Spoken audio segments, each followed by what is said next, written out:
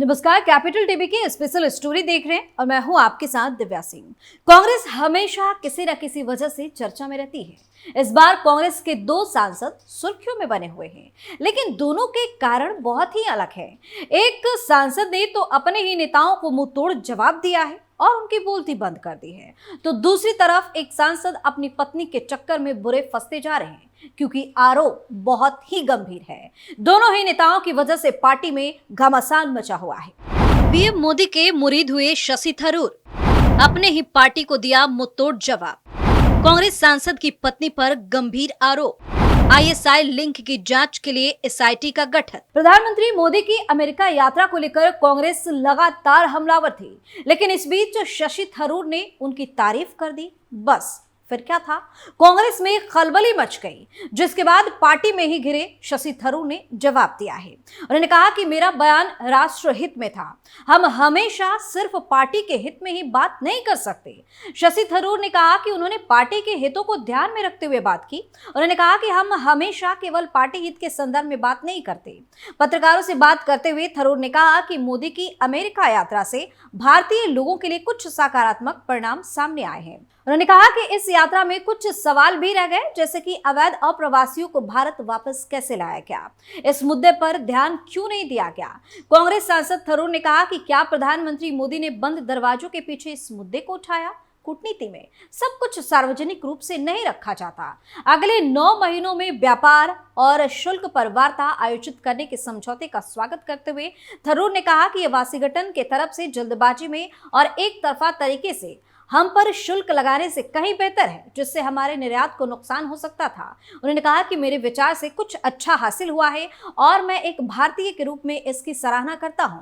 हम हमेशा केवल पार्टी के हितों के संदर्भ में बात नहीं कर सकते। मैं किसी पार्टी का प्रवक्ता नहीं हूं। उन्होंने कहा कि इस विशेष मामले में मैं केवल राष्ट्रीय हित में बोल रहा हूं। शशि थरूर ने कहा, जब सरकार में कोई व्यक्ति, चाहे वह कांग्रेस से हो या किसी अन्य पार्टी से, कुछ सही करता है तो उसे स्वीकार किया जाना चाहिए और उसकी प्रशंसा की जानी चाहिए।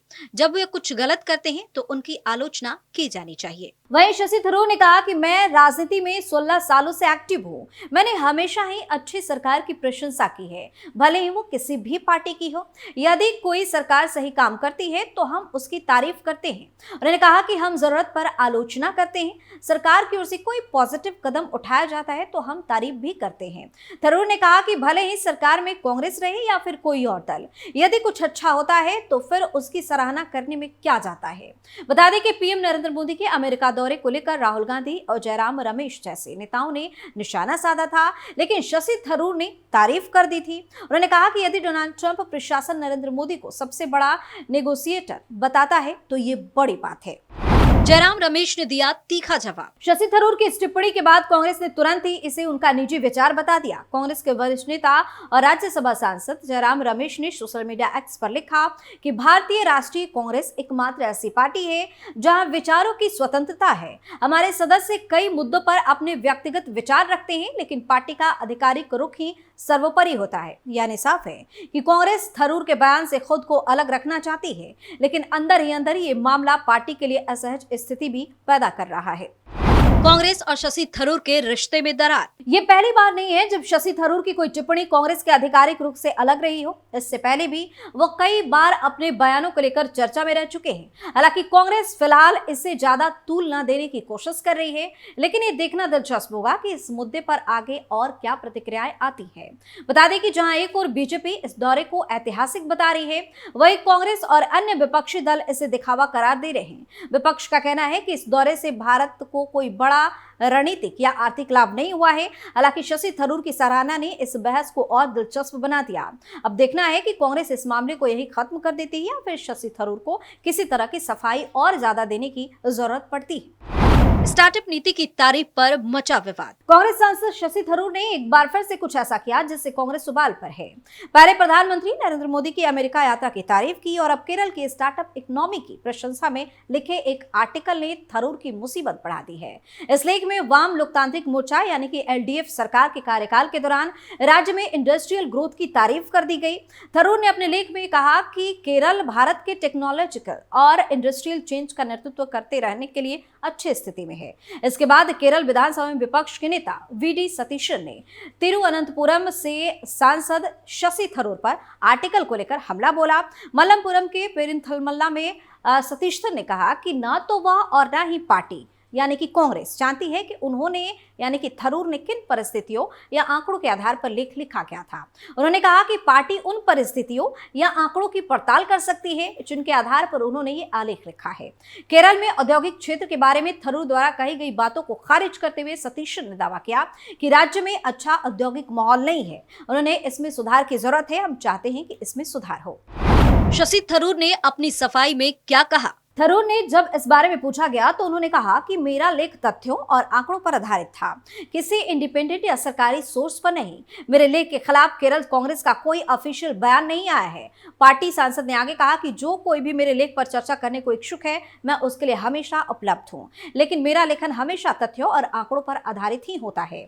ये सिर्फ मेरे सिर से ऊपर नहीं है। लेख में मेरी राय पिछले 18 महीनों में केरल की वास्तविक प्रगति पर आधारित थी। पिछले वर्षों में ये व्यापार करने में आसानी के मामले में 28 राज्यों में से 20वें स्थान पर था।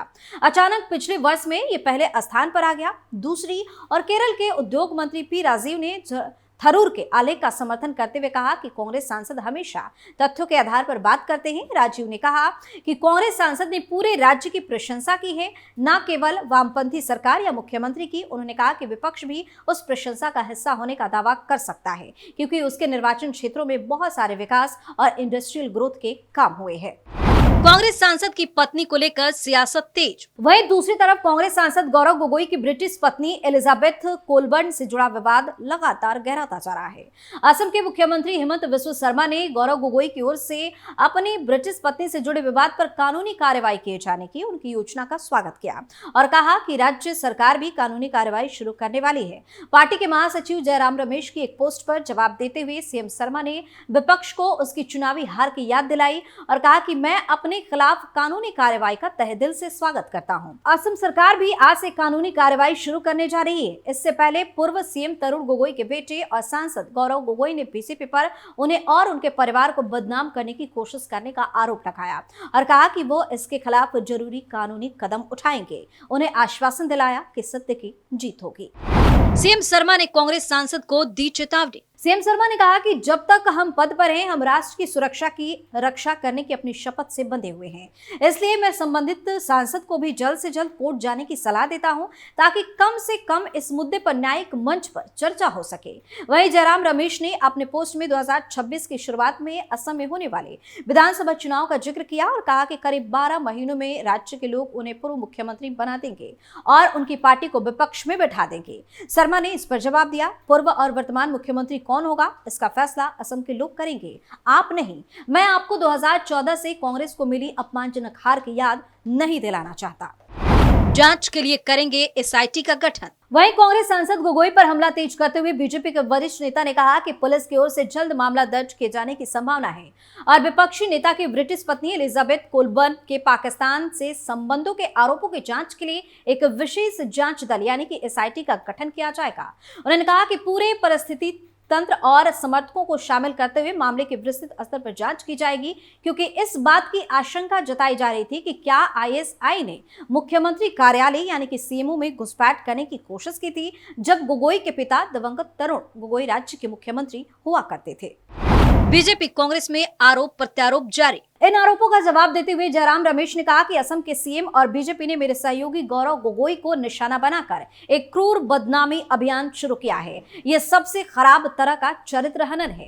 इसके खिलाफ कानूनी कार्रवाई तुरंत शुरू की जा रही है। उन्होंने कहा कि बदनामी अभियान इसलिए चलाया जा रहा है क्योंकि गौरव गोगोई ने जून 2024 में जोरहाट लोकसभा सीट से जीत हासिल की थी, जबकि असम के मुख्यमंत्री शर्मा और अन्य मंत्री जोरहाट में लगातार डेरा डाले हुए थे और उनके खिलाफ जमकर प्रचार कर रहे थे। तो इस तरह कांग्रेस के अंदर और बाहर जमकर बवाल देखने को मिल रहा है। राहुल गांधी और सोनिया गांधी इन दोनों सांसदों की वजह से काफी ज्यादा टेंशन में हैं। स्पेशल स्टोरी में फिलहाल के लिए इतना ही। आप अपनी राय हमें कमेंट करके जरूर बताएं और देखते रहिए कैपिटल टीवी। नमस्कार।